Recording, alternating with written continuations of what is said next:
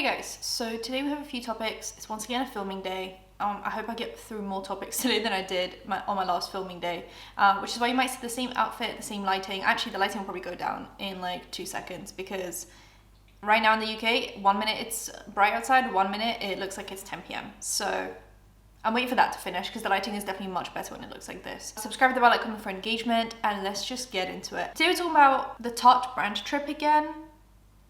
I know this seems like old news, just bear with me. As you guys know, there was a Tarte brand trip that I talked about because it ended up being kind of a flop. Like, I don't actually know how much it improved Tarte's sales necessarily, because everyone that went on the trip was mentioning all the other brands except for Tarte, mainly because Tarte was duping Charlotte Tilbury with some of their products, like the wands, you know, the contour wand, the blush wand, etc. Those are all copies of Charlotte Tilbury products. They're dupes, but they're not really much more affordable, so I don't really know what the point is. I understand if like Elf is duping something because it's obviously going to be like a third of the price. With Tarte, I think you're just getting a few dollars off, but maybe it's just availability. Like Charlotte Tilbury's always out of stock. This gives Tarte the opportunity to jump in on a trend and provide something that will be in stock. I don't know. But anyway, everyone was promoting, you know, Refi, Makeup by Mario, there were a few, Charlotte Tilbury, Hourglass, like there were just so many other brands that were being promoted other than Tarte. And there were now allegations that people were fired, that the marketing person was fired because 2 positions opened up on LinkedIn for Tarte to do with kind of marketing. So that was obviously interesting. And then the CEO kind of made a few jokes about it. Oh no, there's Melanie. That's a shame, she was really nice. And even the Tarte TikTok page made a few jokes about it.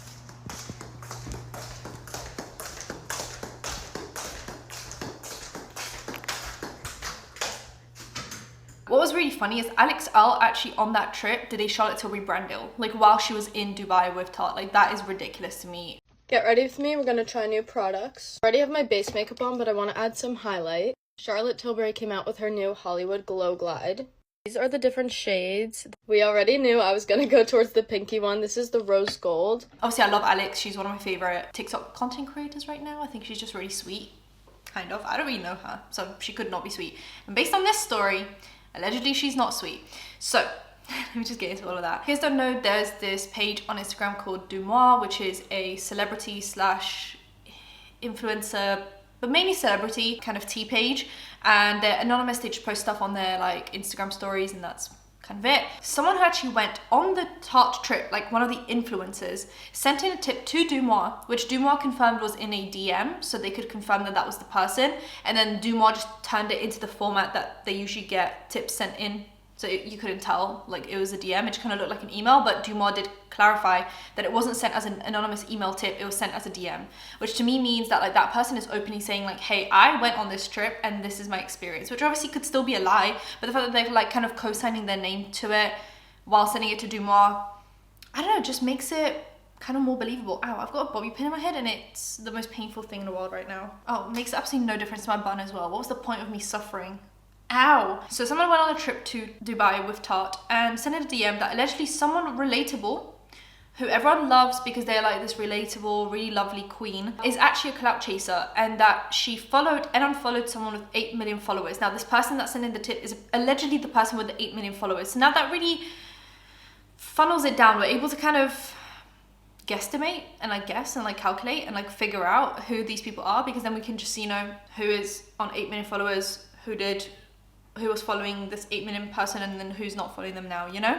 So there are a few TikTok tea pages that posted about it. Allegedly, there might be tripping with Tarte drama. This was sent in to Du Moi, so you do have to take it with a grain of salt. But it says disappointing influencer. You can pause the read, but the person on the trip says that allegedly one of the TikTok influencers was pretty mean and gave high school bully vibes. She said she was a huge fan and was super upset, and the internet thinks it's either Alex Earle or Meredith. After they posted about it, they ended up getting a comment from Meredith because people are debating between Alex Earle and Meredith Duxbury because they're the kind of 2 main ones that people would accuse of being clout chasers because they're like kind of on the come up right now. And Meredith actually commented basically being like, it's not me, like stop being obsessed. Update to the tripping with Tarte drama, I guess if you want to call this an update. Meredith commented on my post saying that I can't make up false accusations and rumors, which I didn't.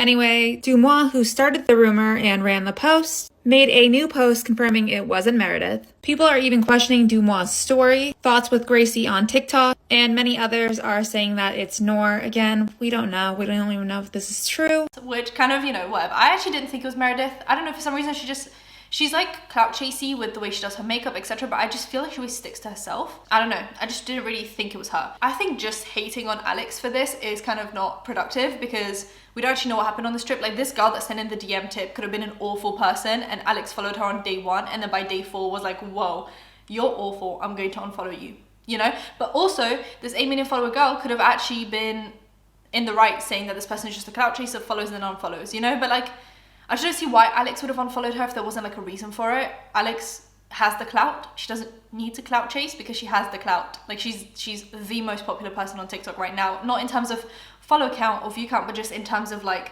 her growth on the platform, her fame, like just the way that she blew up. She doesn't really need the clout. Like, so I just feel like this gives me weird vibes of like, what are you not telling us that you did that would prompt someone to unfollow you on the same trip that they followed you on? Like, that really you really had to push some buttons to get that kind of outcome. Now, I also want to discuss just like the issues with influencer brand trips and how they've always turned out to just be kind of crap. There's always some tea on them. Remember Morgan Adams, who is obviously Ryland Adams' family member? She went on a brand trip and she said that she was treated awfully by everyone because she wasn't this like beauty standard and she didn't look like all these other girls with, lip fillers and BBLs and all of that stuff, and she was just kind of there natural, and they treated her like crap for it because she didn't fit in and no one wanted to like take pictures with her and create content with her, and no one was nice to her, and she literally like cried on that brand trip because it was so awful. Inspired since Hawaii? Did you feel like you were one of them, or like you felt like the misfit? Because I always felt like I'm like I was the one out. They could tell that my like foundation like wasn't on my neck. Like, it wasn't even beauty people on the trip, so I'm assuming that all the beauty people kind of gave up on going because they're so bad. Andrew? Yeah. She always comes back from anything where she's hanging out with those types of people feeling really bad about herself. I'm not a very good blogger. Like, she's not making enough money because all they talk about is how much they make money. She doesn't get brand deals, and I all talk about brand deals. But all of those girls are like trying to get in her head about getting her to do things. And I think that was the first time we heard someone like so openly talk about how crap brand trips are if you're not the beauty standard and if you're not kind of like on 10 million followers and getting 10 million views a video, and like you're not at the height of your career, you're literally just left out, you're useless, like don't talk to us. Also recently with the kind of Michaela scandal happening right after the Tarte brand trip, I remember Tarte posted a video recently where she discussed kind of both topics in one video, and she discussed how she stopped going on brand trips because it felt like she could use that time to just go on holiday on her own and she wouldn't feel like she's still at work. Like, brand trips aren't holidays, brand trips are still work. You still have to post content, create content, socialize. That's not really a break from work. Like, you're literally just at work but in a nice destination. Tati mentioned how at some point she would look around and she'd be like, I don't want to be here. If this is my break from work, I'd actually rather just take a break from work. Like, she would have to pre-film all this content to have go up on time, so she had to like do extra work before the trip to then go on a trip and continue to work, which I know sounds very privileged because you're getting a free holiday, but I think if you're someone like Tati who can afford to go on holiday on her own, it might just be better to skip out on these brand trips and pay for your own holiday to actually take the time off and like have the week or 2 weeks off and then go back to work refreshed, rather than like taking the time off to still socialize. And mainly if you've got a very low social battery, like I can't imagine going on holiday to then have to socialize all day. If you don't socialize all day, you seem like rude, and you might be that mean girl that everyone's like, oh my god, she was so mean, when actually your social battery is just running out. I would rather just treat brand trips not like holidays, like treat it like work, and then actually go on holiday on my own accord where I can actually take the time off. So let's talk about brand trips. But I'm still an opinionated woman. You know what I'm saying? Tarte is getting heat for the extravagant trip to Dubai. I get why they do these brand trips. I get that they like the content that they get from them. Influencers, at least back when I did brand trips, do not get paid. So you're going, you're enjoying the time there, but honestly, it's like 24/7 work. It sounds so spoiled to say this, but I have never had fun on a brand trip. I said what I said. I've been miserable the whole time, wishing that I was in like Motel 6 on the beach instead, somewhere else. We did like 3 of them, and each time we would say, gosh, because we worked all the time. We literally made videos all of the time. We were making 5 videos a week for 5.5 years. So going on a brand trip really impacted our production. And it was a big sacrifice for us to take away time from filming and editing. But at the end of the day, we would look at each other and go, if we're going to go on vacation, let's go on vacation and not work. And let's go where we want to go and do what we want to do and not have to do all of the events. We stopped going. Yeah, politely declined. And I look back and sometimes like I'd see the videos and like I'd get pulled in too. I'd be like, wow, like that looks amazing. Oh my gosh, like how fun. But there's a certain pressure when you're on these trips to just be on and be photo ready and network and just be everything that you possibly think you might be able to be. Like you're just like reach.